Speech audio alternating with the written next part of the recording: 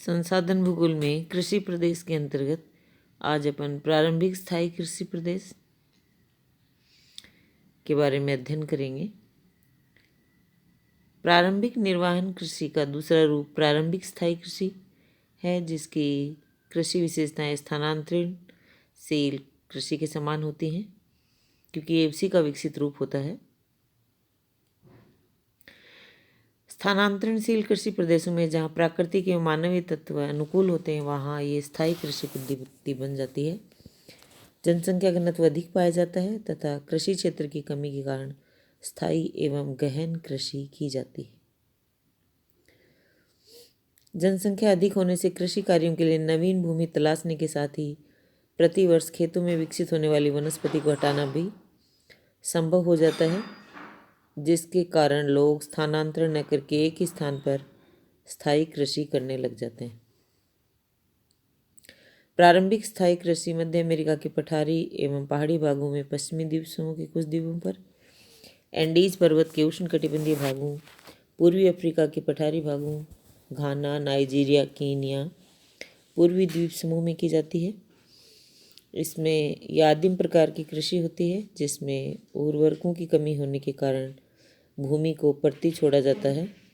उष्णकटिबंधीय आर्द्र, उच्च पठारी तथा पहाड़ी भागों, उष्णकटिबंधीय जलवायु वाले मैदानी क्षेत्रों में ये कृषि की जाती है।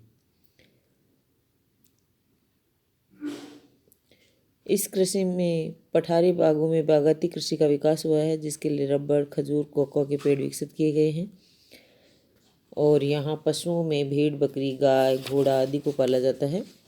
प्रारंभिक स्थायी कृषि में पठारी धरातल पर जल प्रवाह की पर्याप्त सुविधा के कारण मिट्टी में निक्षालन कम होता है, जिससे सतही मृदा के बहने से निचली उर्वर मृदा पर कृषि कार्य कर लिया जाता है। इस प्रकार अन्य विशेषताएं स्थानांतरणशील कृषि के समान होने पर भी एक कृषि पद्धति अधिक सघन होती है। फिर आता है गहन निर्वहन कृषि प्रदेश। गहन निर्वहन कृषि ऐसी कृषि पद्धति है जो सीमित भूमि तथा अधिक जनसंख्या वाले प्रदेशों में की जाती है।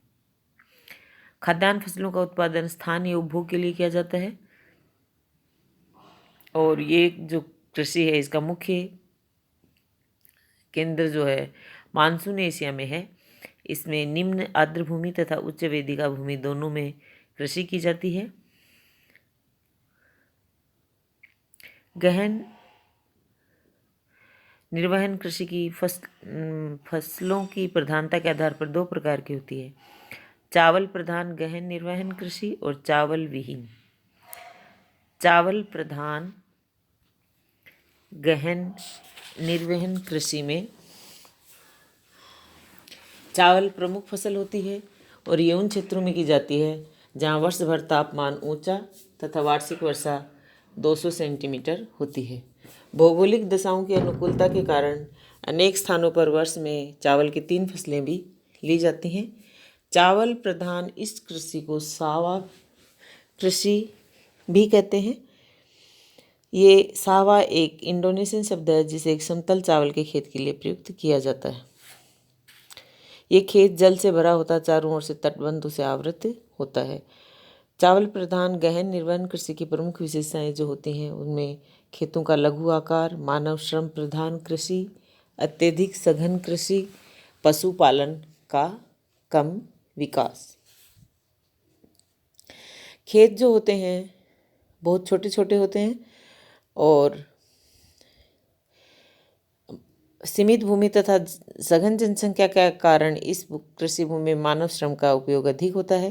खेत की जुताई, फसलों की बुआई, निराई, गुड़ाई, कटाई आदि सभी कार्य मनुष्य द्वारा किए जाते हैं, और जनसंख्या अधिक होने के कारण श्रमिक आसानी से मिल भी जाते हैं। मानसून एशिया में खेती हर लोगों को ज़मीन की इतनी आवश्यकता होती है, एक छोटे कृषि योग्य टुकड़े का भी कृषि के लिए उपयोग किया जाता है। दलदली भूमि को सुखाकर शुष्क भूमि को सिंचित करके पहाड़ी डालों पर वेदिका बनाकर समतल क्षेत्र निकालकर धान की कृषि की जाती है। चावल प्रधान गहन निर्वहन कृषि में कृषि के साथ पशुपालन भी होता है, लेकिन पशुधन का पर्याप्त विकास नहीं हो पाया है। कृषि इतनी सघन होती है कि पशु चारागाहों के लिए स्थान नहीं बचता है। स्थानीय परिवेश के अनुसार गाय, बैल, भेड़, बकरी, घोड़े तथा ऊँट पाले जाते हैं।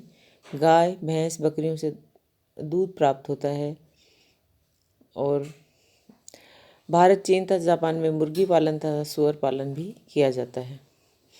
उच्च उत्पादन लेने तथा मृदा उर्वरता को बनाए रखने के लिए खाद का उपयोग आवश्यक है। किसान खाद के रूप में एनिमल डंग, फार्म अपशिष्ट और मत्स्य अपशिष्ट आदि प्रयोग करते हैं। रासायनिक उर्वरकों का उपयोग कम होता है।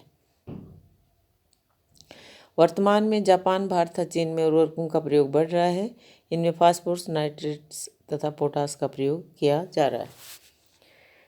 फिर है चावल विहीन या अन्य फसल प्रधान गहन निर्वहन कृषि।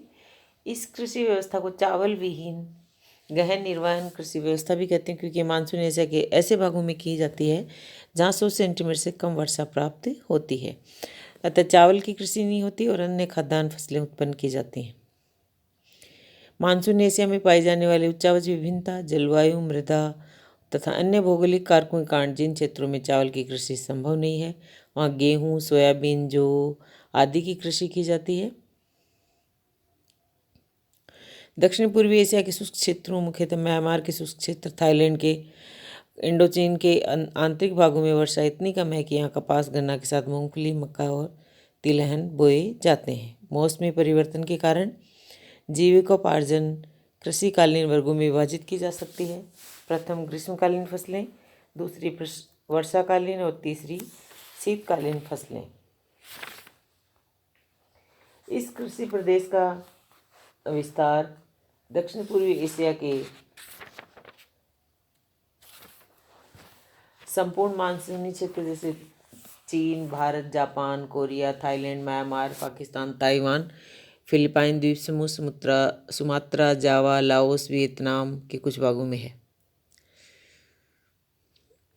इसकी जो भौगोलिक विशेषताएं हैं, दक्षिणी प्रदेशों का औसत वार्षिक तापमान 21 डिग्री सेंटीग्रेड के लगभग तथा उत्तरी मानसूनी प्रदेशों का औसत वार्षिक तापमान 17 डिग्री सेंटीग्रेड के पास रहता है। वर्षा मानसूनी हवाओं से होती है। दक्षिणी तथा पूर्वी भारत, दक्षिणी म्यांमार, दक्षिणी चीन में औसत वार्षिक वर्षा 200 सेंटीमीटर से भी अधिक होती है, जबकि चीन के उत्तरी भाग में, पश्चिमी भारत, पश्चिमी पाकिस्तान में औसत वार्षिक वर्षा 50 सेंटीमीटर या इससे कम होती है और इन दोनों के मध्यवर्ती क्षेत्रों में वर्षा का औसत 100 सेंटीमीटर के लगभग रहता है। मानसूनी क्षेत्रों के अधिक वर्षा वाले क्षेत्रों में चावल, कम वर्षा वाले क्षेत्रों में गेहूँ, मध्यम वर्षा वाले क्षेत्रों में चावल तथा जाड़े में वाले क्षेत्रों में वर्षाकाल में चावल तथा जाड़े में गेहूँ होता है।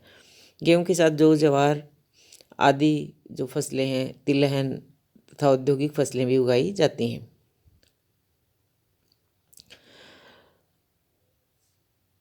वर्षा जो होती है उसमें अनिश्चितता की स्थिति होने के कारण कृषि में सिंचाई का महत्वपूर्ण स्थान है। लाल तथा पीली मिट्टी पाई जाती है। नदियों, घाटियों में दोमट तथा बलुई मिट्टी पाई जाती है।